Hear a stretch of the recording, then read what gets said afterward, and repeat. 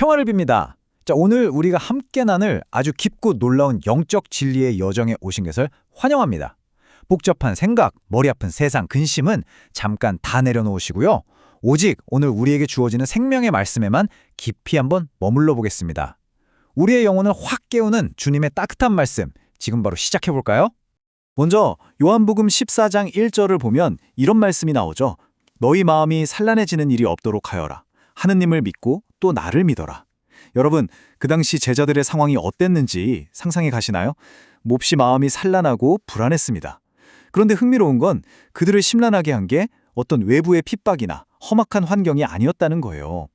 굳게 믿고 따르던 스승이신 예수님께서 자꾸만 떠나실 거라고 당시로서는 도저히 이해할 수 없는 말씀을 하셨기 때문입니다. 사랑하는 사람을 잃을지도 모른다는 그 덜컥 겁나는 두려움, 그거 우리가 살면서 겪는 막막함이란 참 많이 닮아있지 않습니까? 이렇게 불안해서 어쩔 줄 모르는 제자들에게 주님께서는 지체 없이 따뜻한 위로를 건네십니다. 내 아버지의 집에는 거처할 곳이 많다면서 먼저 가셔서 우리가 머물 자리를 쫙 마련하시겠다고 약속하시는 거죠. 그러니까 당신이 떠나시는 건 영원한 이별이 절대 아니라는 겁니다. 제자들이 영원히 머물 수 있는 가장 안전하고 평안한 거처를 준비하려 가시는 그야말로 지극한 사랑의 발걸음이라는 걸 분명히 알려주시는 거예요. 이게 바로 캄캄한 막막함 속에서 우리를 안심시켜 주시는 주님의 첫 번째 약속입니다. 자, 여기서 첫 번째로 짚고 넘어갈 부분, 바로 토마스 사도의 진실한 질문입니다. 주님의 이런 따뜻한 위로를 들었는데도 제자들 마음속에는 여전히 도대체 무슨 말씀이시지 하는 짙은 혼란이 남아 있었던 것 같아요. 그때 12사도를 대표해서 토마스 사도가 예수님께 탁 묻습니다. 요한복음 14장 5절인데요. 주님, 저희는 주님께서 어디로 가시는지 알지도 못하는데 어떻게 그 길을 알 수 있겠습니까? 사실 이 질문 진짜 공감 가지 않나요? 이건 결코 바보 같은 의심이나 불신이 아니었어요. 자기가 모르는 걸 아는 체 하지 않고 확실한 방향을 찾고자 하는 제자의 아주 투명하고 성실한 마음이 담긴 고백이었습니다. 저는 토마스 사도의 이런 태도가 정말 멋지다고 생각해요. 모르는 걸 그냥 덮어두지 않고 진리를 찾으려는 그 엄청난 간절함을 완벽하게 보여주거든요. 마치 흙을 뚫고 나오는 여린 새싹처럼 말이죠. 신앙생활 하다 보면 모르는 걸 질문하고 의심스러운 걸 주님 앞에 솔직히 털어놓을 때가 있잖아요. 그거 아주 건강하고 강력한 믿음의 단계입니다. 우리가 삶의 방향을 잃고 캄캄할 때 진리를 갈구하는 우리의 인간적인 고군분투를 이보다 더 잘 보여주는 장면도 없을 겁니다. 그럼 두 번째, 아주 중요한 핵심입니다. 길이요 진리요 생명이신 주님에 대해 알아볼까요? 토마스 사도의 그 솔직하고 간절한 질문에 예수님은 성경 전체를 관통하는 어마어마한 대답을 주십니다. 요한복음 14장 6절인데요. 나는 길이요 진리요 생명이다. 나를 통하지 않고서는 아무도 아버지께 갈 수 없다. 와, 이게 바로 우리 복음의 중심 메시지입니다. 주님은 단순히 저쪽으로 가라고 알려주는 표지판이나 안내자가 아니에요. 당신 자신이 우리가 걸어가야 할 유일한 진짜 길이며 하느님 아버지께로 나아갈 수 있는 유일한 통로라는 걸 정말 온화하면서도 아주 명확하게 선포하신 겁니다. 여기서 길, 진리, 생명, 이 세 가지는 절대 따로따로 떨어져 있는 개념이 아니에요. 서로 아주 깊이 얽혀있는 하나의 거룩한 신비거든요. 잘 생각해 보세요. 생명이 있는 곳에는 자연스럽게 참된 길이 생겨납니다. 그리고 진리가 그 올바른 길을 쫙 만들어내면서 결국 우리를 영원한 생명으로 이끌어가는 거죠. 영원한 생명이라는 그 분명한 목적지가 있으니까 진리의 길이 우리 눈앞에 활짝 열리게 되는 겁니다. 그런데 우리 긴 역사를 돌아보면 어떤가요?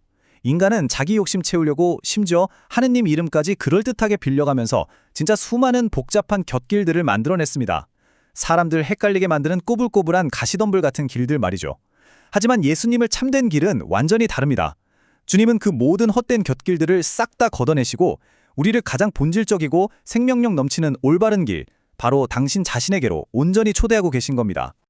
자, 세 번째로 넘어가서 구원의 참된 상속자에 대해 이야기해 보겠습니다. 그렇다면 이렇게 아름답고 위대한 복음의 진리, 도대체 누가 물려받게 될까요? 제1독서인 사도행전 말씀을 보면 답이 아주 선명하게 나옵니다. 바오로 사도가 복음의 토대를 받은 사람들에게 분명히 말하거든요. 바로 하느님의 말씀을 깊이 듣고 받아들이는 사람들, 그 말씀 안에서 하느님을 참으로 경외하는 사람들입니다. 무슨 핏줄이나 혈통이 중요한 게 아니라 믿음 안에서 하나가 된 사람들만이 진정한 아브라함의 후손이고 이 구원의 참된 상속자가 될 자격을 갖춘다는 거죠. 결국 구원의 참된 상속자? 저 멀리 있는 게 아니에요. 길이요 진리요 생명이신 예수 그리스도를 내 마음 가장 깊은 곳 중심에 딱 굳건히 모시고 사는 사람입니다. 매일매일 치이는 일상의 풍랑 속에서도 주님을 놓치지 않고 참된 길 위에서 한 걸음 한 걸음 내디딜 때 비로소 우리는 하느님께서 손수 마련해 주신 구원과 영원한 축복을 받는 당당한 상속자가 되는 겁니다. 이제 마지막 네 번째, 세상의 근심을 내려놓기입니다. 자, 이 깊은 진리를 우리들의 진짜 현실, 일상 속으로 한번 가져와 보죠. 솔직히 우리가 매일매일 부딪히며 사는 세상 정말 복잡하잖아요. 우리 눈과 귀를 홀리고 마음을 뒤흔드는 유혹들, 근심거리들이 사방에 널려 있습니다. 옛날 제자들이 주님 말씀을 다 이해 못해서 불안해했던 것처럼 우리도 이 험난한 세상 속에서 헛된 곁길에 빠져 종종 길을 잃고 비틀거리곤 하죠. 하지만 여러분, 우리에겐 불안을 이기는 아주 명확한 영적 무기가 있습니다. 첫째, 내가 지금 곁길에서 비틀거리고 있구나 깨닫는 바로 그 순간 마음을 꽉 다잡는 겁니다. 둘째, 이 어지러운 환경에서 눈을 딱 돌려서 길이요 진리요 생명이신 주님께 내 시선을 온전히 고정하는 거예요. 셋째, 당장 내 앞길이 안 보이더라도 성령께서 내 보이지 않는 발걸음을 안전하게 이끌어 주실 거라 굳게 믿고 온전히 내맡기는 겁니다. 사방이 꽉 막힌 펄펄 끓는 사막 한가운데 덩그러니 서 있다고 한번 상상해 보세요. 그래도 내가 지금 생명으로 이어지는 진짜 길 위에 서 있다는 사실 딱 하나만 알면 우리는 더 이상 두렵지 않습니다. 오히려 살아갈 힘과 방향을 제대로 얻게 되죠. 길이 있구나 하는 그 확신 자체가 우리 영혼에 엄청난 평화를 가져다 주거든요. 이제 오늘 이야기를 마무리하면서 여러분 마음에 깊은 질문을 하나 던지고 싶습니다. 우리는 지금 세상의 온갖 근심 다 내려놓고 참 생명이신 주님의 길 위에 굳건하게 서 있습니까? 이제 목적지 없는 방황은 딱 멈추시고 오늘 하루도 진리의 길 위에서 주님이 주시면 흔들림 없는 참된 평화를 누리시기를 간절히 기도합니다. 아멘.